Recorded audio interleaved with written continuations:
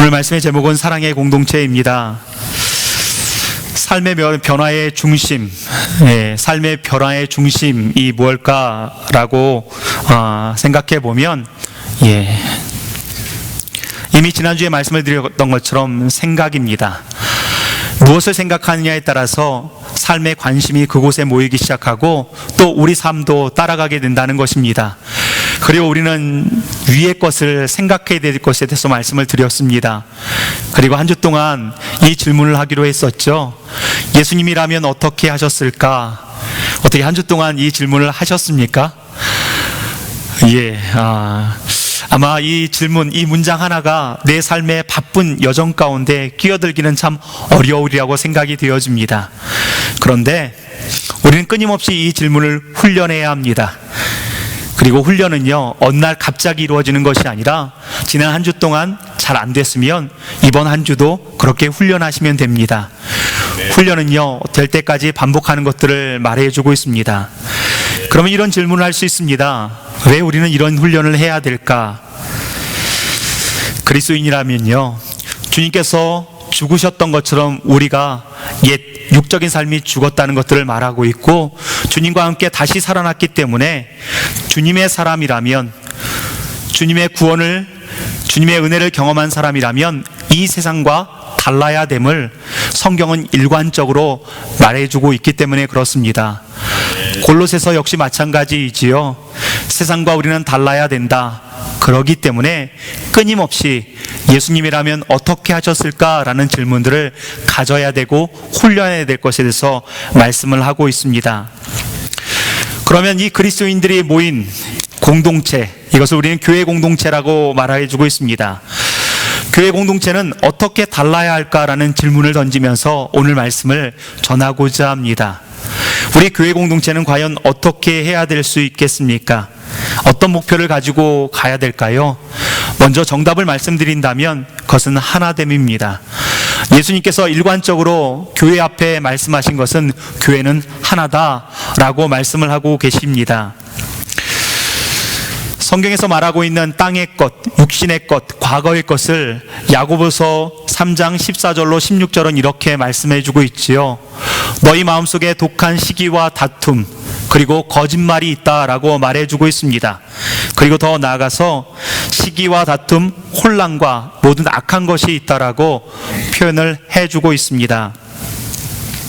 이 모든 것은요, 하나됨을 거스리는 것입니다. 왜 우리 안에는 다툼이 있을까요? 시기가 있을까요? 분열이 있을까요? 우리의 본성이기 때문에 그렇습니다. 솔직히 이것을 인정하고 싶지 않지만 우리가 사랑하는 것보다, 하나 되는 것보다 본능적으로 나오는 것은 분열입니다. 시기이고 질투가 우리 안에 너무 많이 있다는 것을 발견하게 되는 겁니다.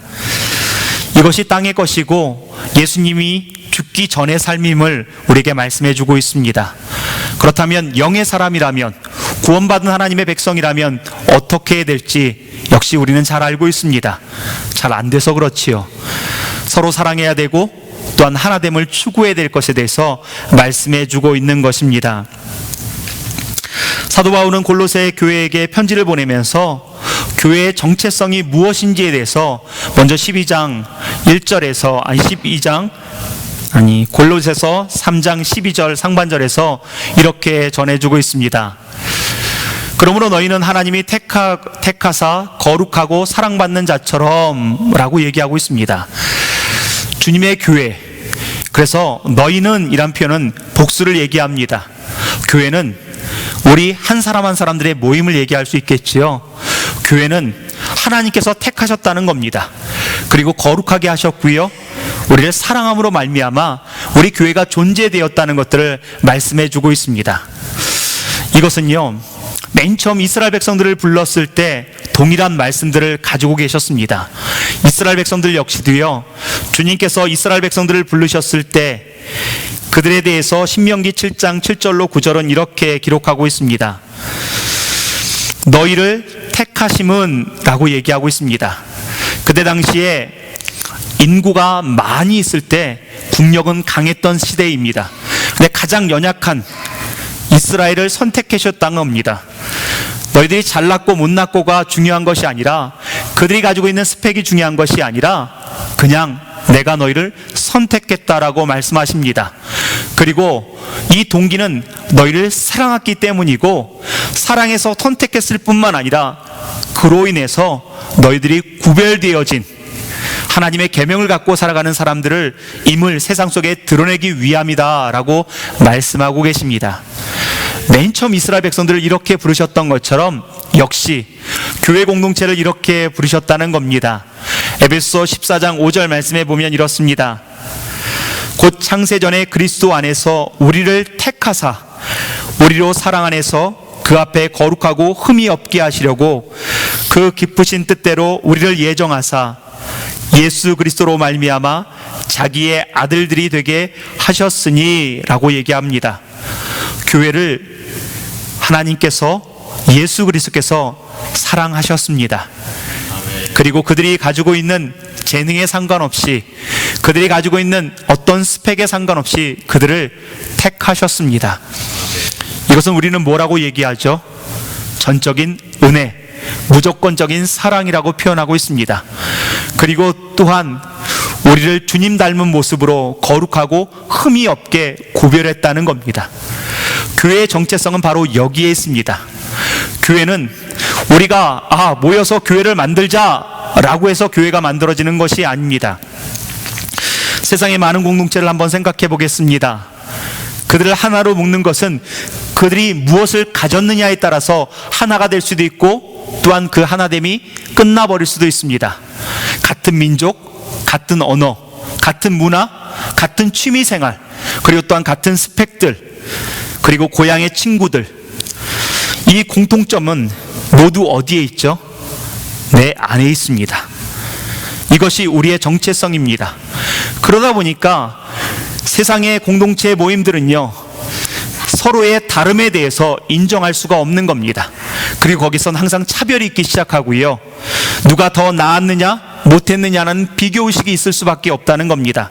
그리고 미움이 생기고 다툼이 생깁니다. 그리고 또한 싸움이 되고 전쟁이 일어나는 것이 지금의 현실이죠. 하지만 교회 공동체는 과연 차별이 있을까요? 우리 안에 무엇으로 인하여 시작되었다면 반드시 차별이 있겠지요. 그런데 성경은 우리에게 차별이 없다라고 말씀해주고 있습니다. 우리가 함께 읽지는 못했지만 골로새서 3장 11절 말씀은 이렇게 기록되어 있습니다. 거기에는 헬라인이나 유대인이나 할레파나 무할레파나 야만인이나 수구디아인이나 종이나 자유인이 차별이 있을 수 없나니 라고 얘기하고 있습니다.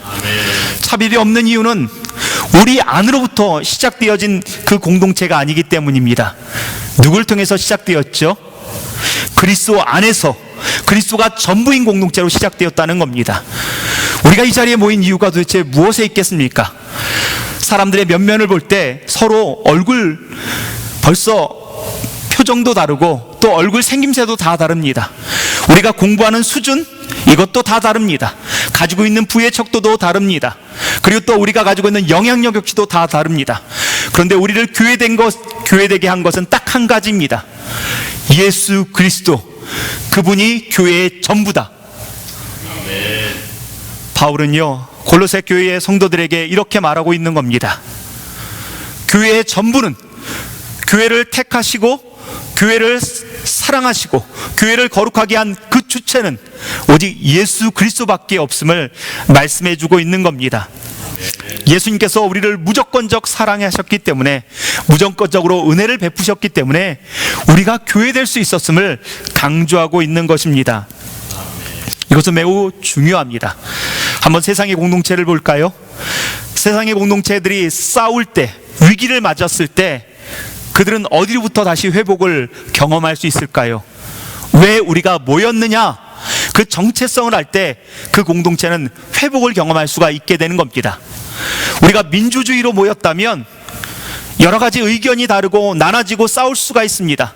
그러나 우리가 맨 처음 가졌던 민주주의 정신으로 돌아가자라고 하면 그 공동체는 다시 하나 될 수 있는 가능성이 높아집니다. 교회도 마찬가지겠지요. 교회는요, 사람의 모임입니다. 사람의 모임이 있다 보니 사람들이 일어날 수 있는 모든 문제들이 다 일어날 수밖에 없습니다. 그리고 여러 복잡한 관계가 있고요, 관계의 문제들이 있다는 겁니다. 그러면 이 교회 공동체 가운데 혹시라도 분열과 나눠짐이 있고 이런 문제들이 생겼을 때 어떻게 우리는 회복할 수 있을까요? 저는 이렇게 정의해 봤습니다. 교회에게 그리스도가 전부라면, 그리스도가 우리를 하나로 묶은 끈이라면, 그리스도가 우리의 정체성이라면 우리는 무엇을 하든 어떤 선택을 하든 그리스도를 중심으로 모여야 된다는 겁니다. 그래서 우리 가운데 질문은요, 예수님이라면 어떻게 하셨을까라는 질문을 가져야 되는 이유가 바로 여기 있다는 겁니다. 그러하기에 골로새서의 주제가 무엇이었죠? 골은 뇌라고 얘기했고요, 머리라고 말씀드렸습니다. 예수님이 교회의 머리시며 만물의 머리가 되신 분이 바로 예수님이라는 겁니다. 그러기에 우리의 모든 관심사는 내 감정의 소리, 영향력을 가진 사람들의 소리가 아니라 주님이 무엇라 말씀하셨는지에 귀를 기울이는 겁니다. 그럴 때 우리는 회복을 경험할 수 있겠지요. 우리 주님께서 교회 공동체를 향한 유일한 한 가지 소망이 있으셨습니다. 그것이 주님이 십자가에 못 박혀 죽으시기 전 하나님 앞에 기도드렸던 대제사장적 기도문에 나와 있습니다. 그것을 대제사장적 기도문은요, 요한복음 17장에 잘 기록되어 있습니다. 요한복음 17장 21절과 23절에서는 이렇게 기록되고 있습니다. 아버지가 내 안에, 내가 아버지의 안에 있는 것처럼, 이렇게 하나 됐던 것처럼 저들이란 표현은 누구일까요? 그때 당시에 제자들을 얘기할 수 있고요, 또한 그 말씀을 듣고 있는 공동체를 뜻합니다. 그리고 지금은 교회를 얘기합니다. 저들도 하나가 되어 라고 얘기하고 있습니다. 주님의 마음은 교회가 하나 되기를 원하셨다는 겁니다.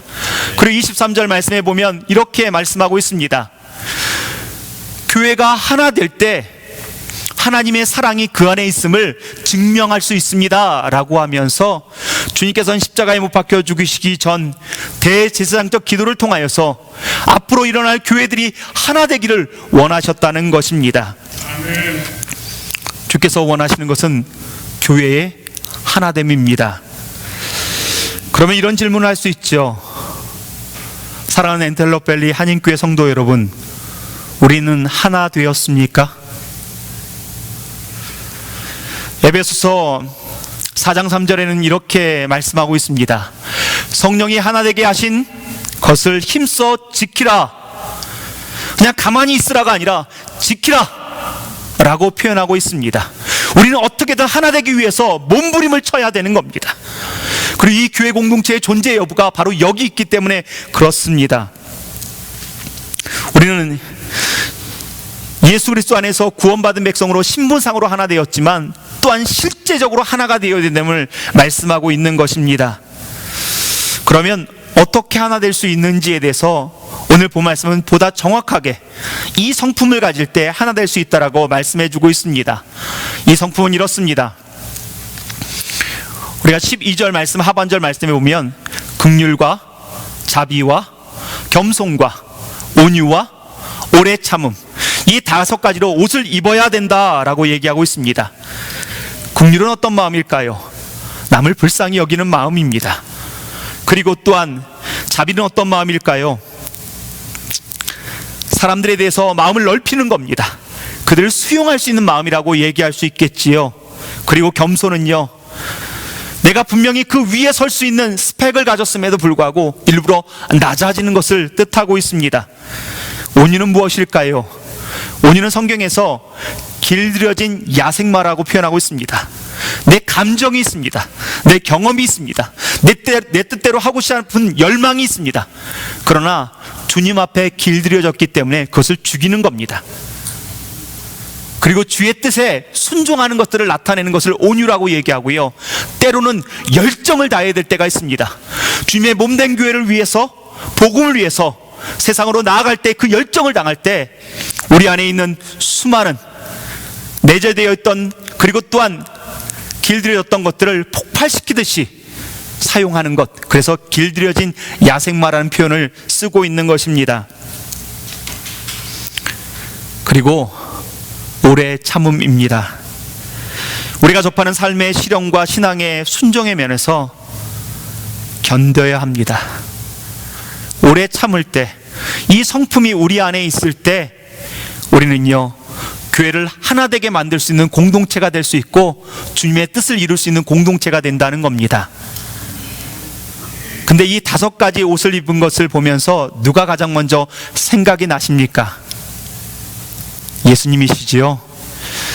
우리는 늘 질문해야 합니다. 예수님이라면 어떻게 하셨을까라고 질문했을 때 그분의 삶이 이 5가지의 옷을 입으셨다는 겁니다. 이것이 바로 그리스도의 마음이지요. 예수 그리스도를 돌아보겠습니다.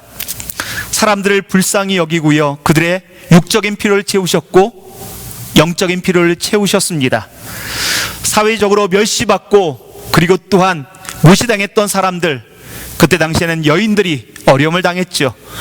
어린아이들, 수에 치지도 않을 정도로 무시당했던 사람들입니다.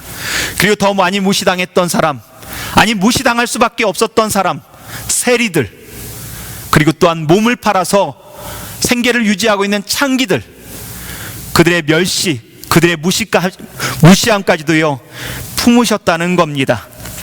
그리고 우리 주님은 낮아지셨습니다. 어느 정도로 낮아지셨을까요? 그렇게 말 안 듣고 그렇게 자기만을 높이기 원했던 제자들의 발을 씻기기까지, 스승으로서 제자의 발을 씻기기까지 낮아지셨다는 겁니다. 그리고 주님은 온유하셨지요.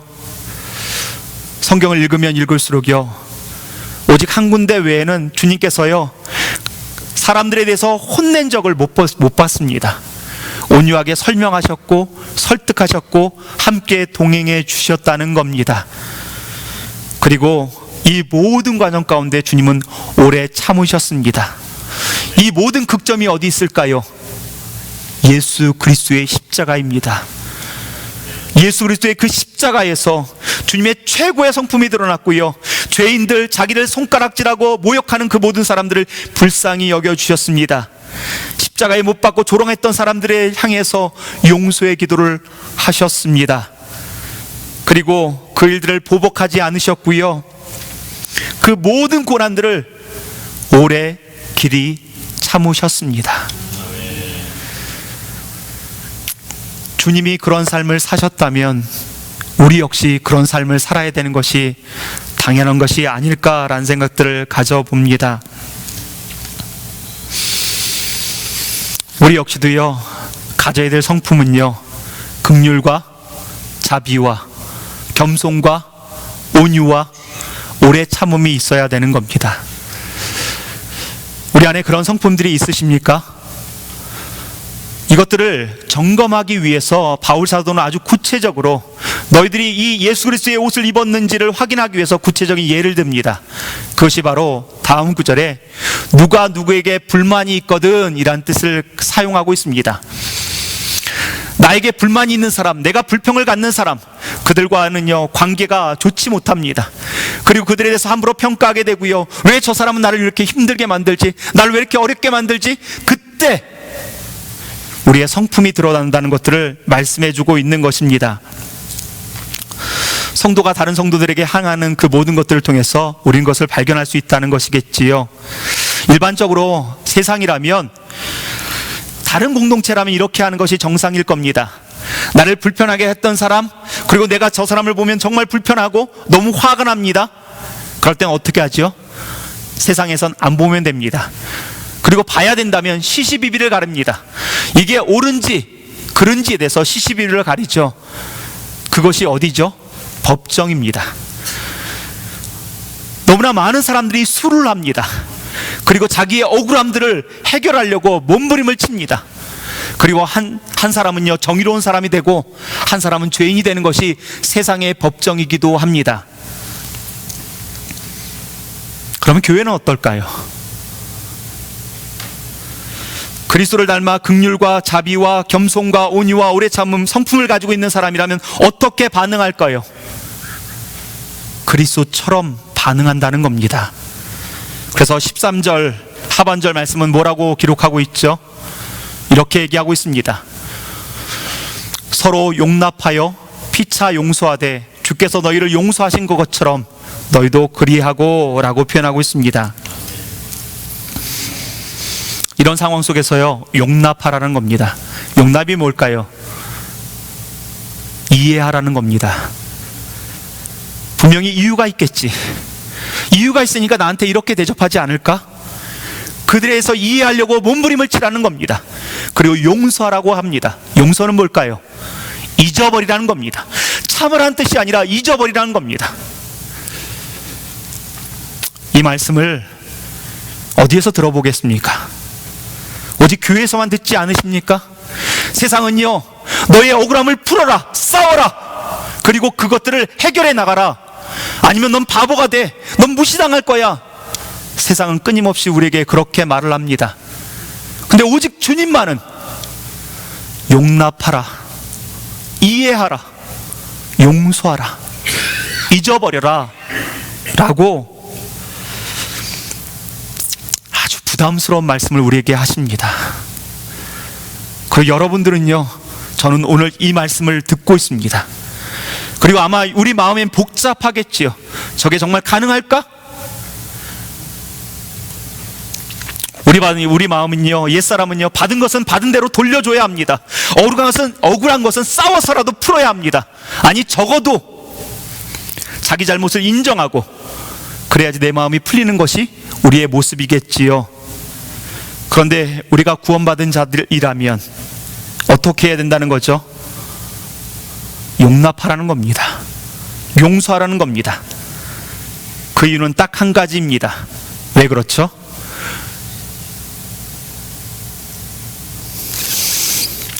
주님 때문입니다. 왜 성질이 없겠습니까? 왜 화가 나지 않고 왜 분노가 없겠습니까? 주님 기억함으로 말미암아 주님이 우리를 용서하셨던 것처럼 그렇게 용서하라고 말씀하시는 겁니다. 왜 우리가 이 자리에 있을까요? 주님 때문 아닐까요? 주님 때문에 우리가 이 자리에 있는 것이 아닐까요? 주님 때문에 목회자가 되었고, 주님 때문에 성도가 되었으며, 주님 때문에 장로가 되었으며, 주님 때문에 권사가 되었으며, 주님 때문에 집사가 되었고 성도가 되지 않으셨습니까? 예. 그렇다면 서로 용서하라고 합니다. 서로 용납하라고 말씀하고 계십니다. 여기까지도 부담스러운데 우리 주님께서는 한 걸음 더 나가서 이렇게 말씀하십니다. 거기에 우리 14절 말씀을 같이 읽겠습니다. 14절입니다. 자, 시작.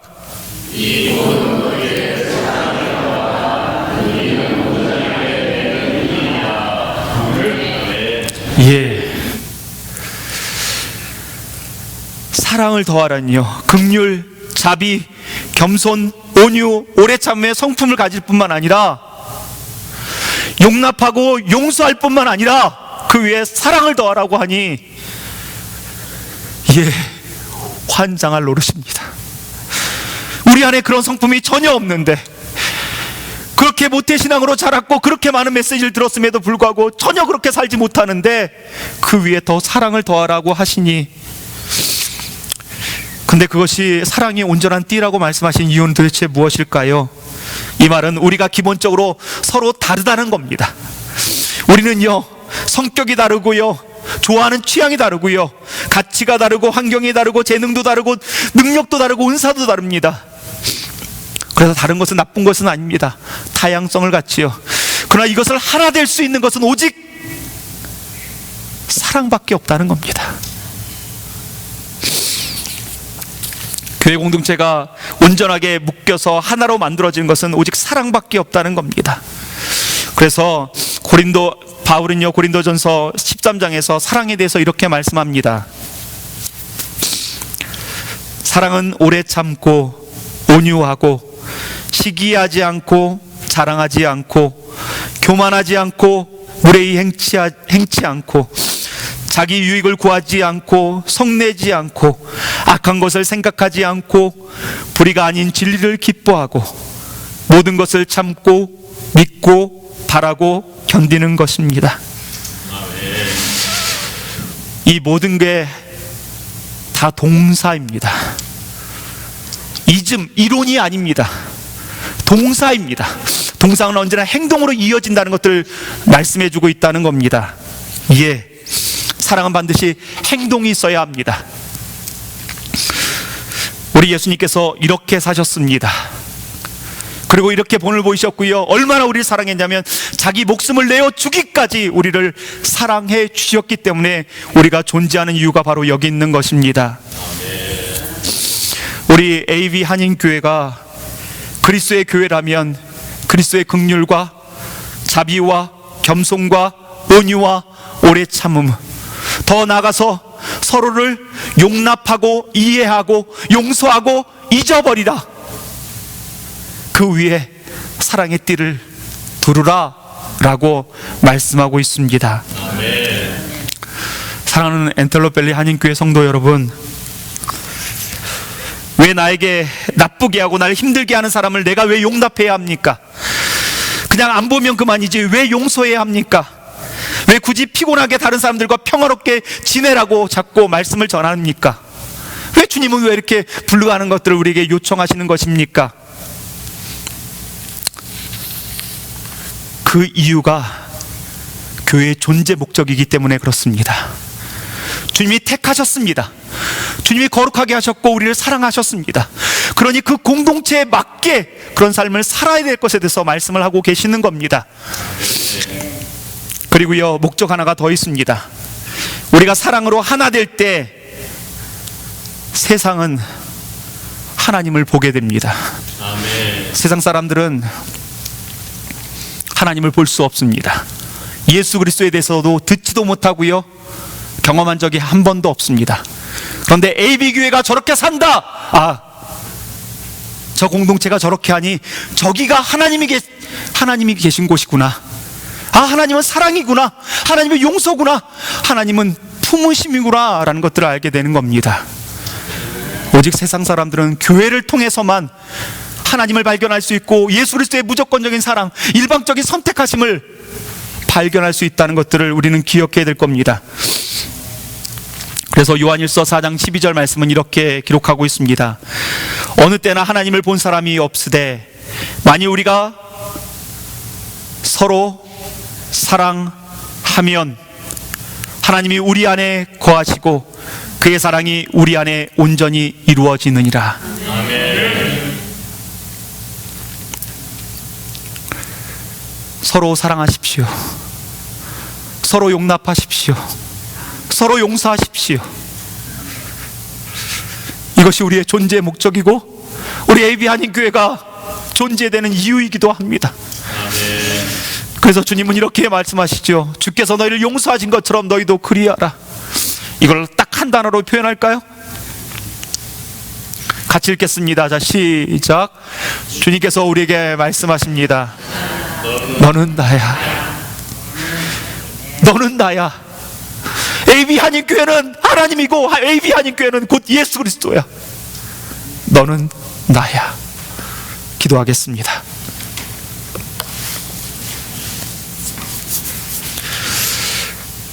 사랑과 은혜가 충만하신 하나님 아버지,